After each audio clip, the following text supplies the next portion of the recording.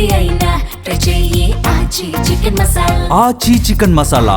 ఇది కాలం తెచ్చిన కరువు కాదు, కాంగ్రెస్ తెచ్చిన కరువు అంటూ ప్రభుత్వంపై తీవ్ర స్థాయిలో మండిపడ్డారు బీఆర్ఎస్ వర్కింగ్ ప్రెసిడెంట్ కేటీఆర్. 2022లో వరదల ఫోటోలు చూపెట్టి కన్నెపల్లి మునిగిందని అబద్దాలు చెబుతున్నారన్నారు. నీళ్లు లేక రైతులు ఏడుస్తుంటే బీఆర్ఎస్ మీద కోపంతో రేవంత్ రెడ్డి నీళ్లు ఉన్నా ఇవ్వడం లేదని మండిపడ్డారు. బీఆర్ఎస్ మీద కక్షతో రైతుల నోట్లో మట్టి కొట్టొద్దన్నారు.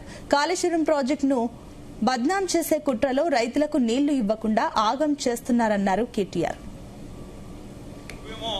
ఒక పైశాచిక ప్రజల్ని భయపెట్టడానికి, ప్రజల్ని భయభ్రాంతులకు గురి చేయడానికి, కాళేశ్వరం మీద శరామామూలుగా బురద జల్లడానికి పనికిమాలిన మాటలు మాట్లాడుతున్నాడు. ఏమంటాడు? 2022 వరదల ఫోటోలు చూపెట్టి అప్పుడు కన్నెపల్లి పంప్ హౌస్ మునిగింది అని చెప్పి అడ్డమైన మాటలు మాట్లాడుతున్నాడు. నేను వారికి చెప్పేది ఒకటే, ఇప్పుడు రెడీగా కన్నెపల్లిలో బటన్ నొక్కితే మోటార్లు పనిచేస్తాయి.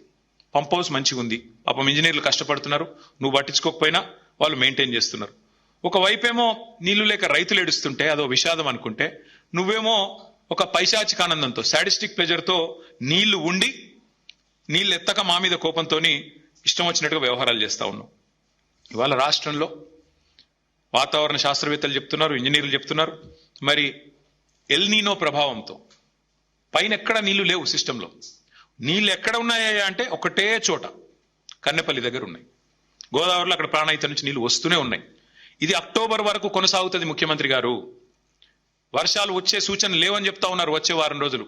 మేము అందుకే చెప్తా ఉన్నాం, మేడిగడ్డ బ్యారేజ్ ముట్టే అవసరం లేకుండా దానికి 14-15 కిలోమీటర్ల పైన ఉన్న కన్నెపల్లి పంప్ హౌస్ లో అక్కడ వచ్చే నీళ్లతో, ఇప్పుడు ఆడ 97 మీటర్ల మీద పోతున్నది, 93.5 మీటర్ల కాడ మీరు పంప్ హౌస్ చాలు చేస్తే చాలు, నీళ్లు అన్నారం పోతాయి, అన్నారం నుంచి సుందిల పోతాయి, సుందిల నుంచి ఎల్లంపల్లి, ఎల్లంపల్లి నుంచి మిడ్మానేరు, మొత్తం నేను చెప్పినట్టు అన్ని జలాశయాలు నింపొచ్చు.